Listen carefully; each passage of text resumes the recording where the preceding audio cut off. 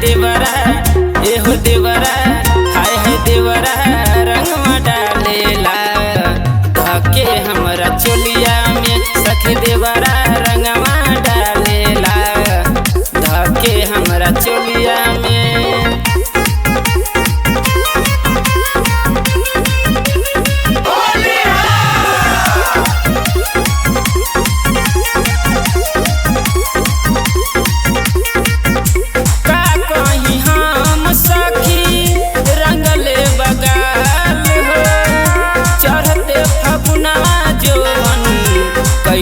बलाल हो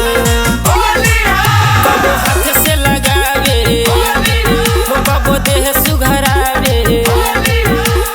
फंस गईनी हम ओकरा मीठी मीठी बोलिया में सखी देवरा एहो देवरा हाय हाय देवरा रंगवा डालेला धके हमरा चोलिया में सखी देवरा रंगवा डालेला धके हमरा चोलिया में।